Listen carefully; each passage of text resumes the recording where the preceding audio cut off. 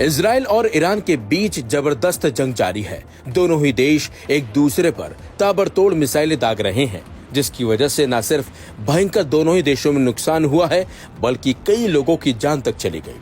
दोनों देशों की जंग के बीच एक बड़ी खबर सामने आई है, जिसके मुताबिक दोनों ही देश युद्ध विराम के लिए तैयार हो गए हैं।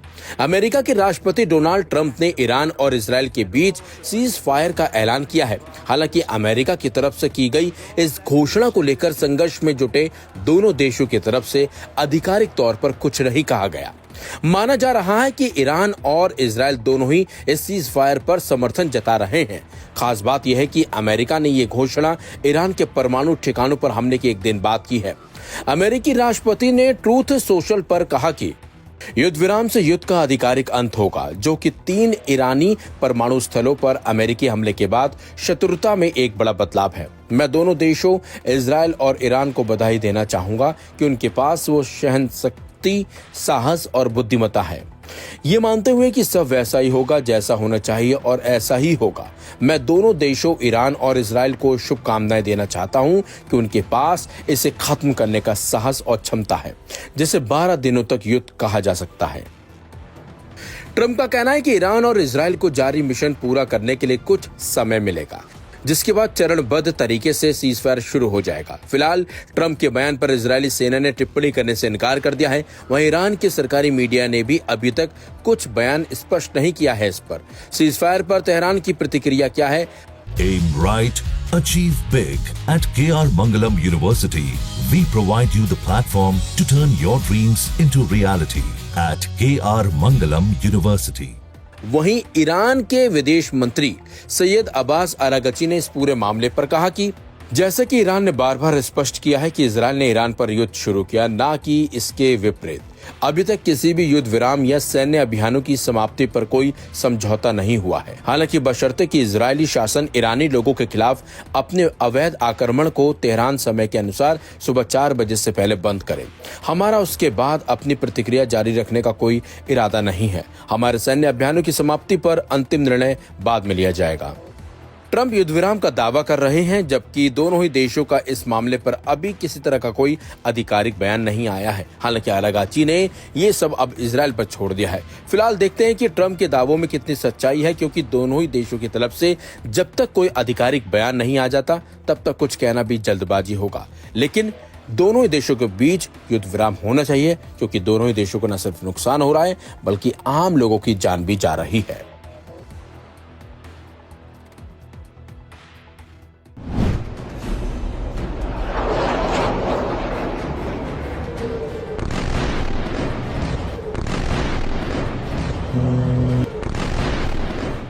ईरान ने 36 घंटे के भीतर अमेरिका से जबरदस्त बदला ले लिया।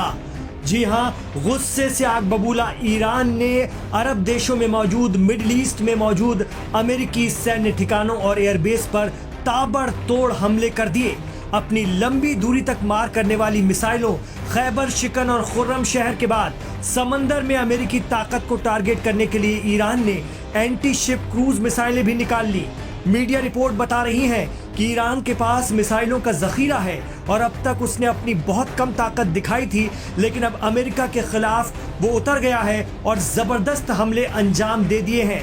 कतर, कुवैत, बहरीन और इराक में मौजूद अमेरिकी ठिकानों को ईरान ने सोमवार की रात को निशाना बना दिया। इसके अलावा अमेरिका के जंगी बेड़े भी ईरान का टारगेट हैं।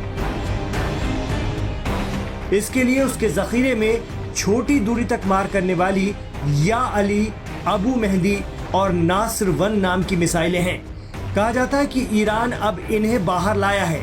इनमें या अली 700 किलोमीटर तक मार करने वाली एंटी शिप क्रूज मिसाइल है। जेट इंजन और संभवतः टोलू U4 टर्बोजेट से लैस ये मिसाइल समंदर में ईरान के दुश्मन के लिए मुसीबत बन जाती है। इसका नाम हजरत अली के नाम पर रखा गया है, जिन्हें शेर खुदा का लक़ब हासिल है और जिनकी बहादुरी और शुजाअत का लोहा दुनिया मानती है। Aim right, achieve big. At KR Mangalam University, we provide you the platform to turn your dreams into reality. At KR Mangalam University. इसी तरह अबू मेहदी अल मुहंदिस एक ईरानी नौसैनिक क्रूज मिसाइल है। इस मिसाइल का नाम IRGC के चीफ रहे जनरल कासिम सुलेमानी के इराकी साथी अबू मेहंदी अल मुहंदिस के नाम पर रखा गया है, जो साल 2020 में अमेरिकी हवाई हमले में मारे गए थे। ईरान के सरकारी टीवी ने साल 2020 में बताया था कि शहीद Abu mehndi naval cruise missile है जो 1000 किलोमीटर तक वार कर सकती है। डिफेंस एक्सपर्ट कहते हैं कि ईरान ने अपनी ये मिसाइल इसलिए निकाली है क्योंकि अब लड़ाई समंदर की तरफ बढ़ेगी। कहा जा रहा है कि कतर, बहरीन, कुवैत और इराक में अमेरिकी एयरबेस पर हमले करने के बाद अब ईरान की नेवी समुद्र में अमेरिकी जंगी बेड़ों और दूसरे एयरबेस को टारगेट करेगी। इधर IRGC ने दावा किया है कि उसने इसराइल पर हमलों के लिए नई युद्ध रणनीति का इस्तेमाल किया है, जिसने इसराइल के रक्षा तंत्र को भ्रमित कर दिया। कुछ मिसाइलें इसराइल के आयरन डोम और दूसरे डिफेंस सिस्टम को भेद कर अपने हदफ तक पहुंची। इनमें खैबर शिकन का प्रदर्शन बेहद अहम माना जा रहा है। IRGC का कहना है कि उसने 20वीं बार इसराइल के खिलाफ खैबर शिकन मिसाइलों का इस्तेमाल किया। इतना ही नहीं, ईरान ने इसराइल के हार्मीज ड्रोन को हवा में ही मार गिराया। ईरान के एयर डिफेंस सिस्टम ने इसराइली ड्रोन को मारा।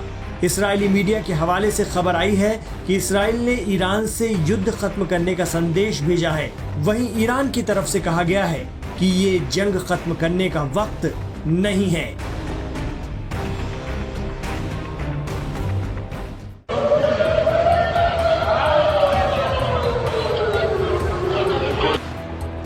इजराइल और ईरान के बीच चल रहा युद्ध ऐसे मोड़ पर आ गया है कि अब दोनों ही देश एक दूसरे को खत्म करने पर अड़े हुए हैं।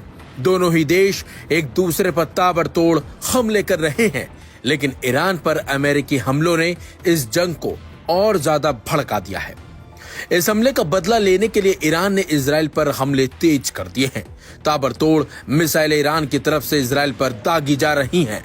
अमेरिकी हमलों के बाद ईरान के supreme leader Ayatollah Ali Khamenei ने इजराइल को सजा देने की बात कही है। ईरान के 3 परमाणु ठिकानों पर अमेरिकी हमले के बाद खामेनेई का बयान सामने आया है। हैरानी की बात तो यह है कि अपने इस बयान में उन्होंने अमेरिका का नाम नहीं लिया। ये बयान एक्स पर ईरानी नेता के आधिकारिक हैंडल पर जारी किया गया है। इसमें लिखा गया है कि तेल अवीव के खिलाफ हमले तेज किए जाएंगे। हालांकि 3 परमाणु ठिकानों पर बमबारी के बावजूद खामेनेई के बयान में अमेरिका का नाम न होना थोड़ा चौंकाने वाला है। खामेनेई ने अपने ट्वीट में लिखा है कि सजा जारी है। दुश्मन ने बेहद गंभीर गलती की है, एक बड़ा अपराध किया है, उसे सजा दी जानी चाहिए और हम सजा दे रहे हैं।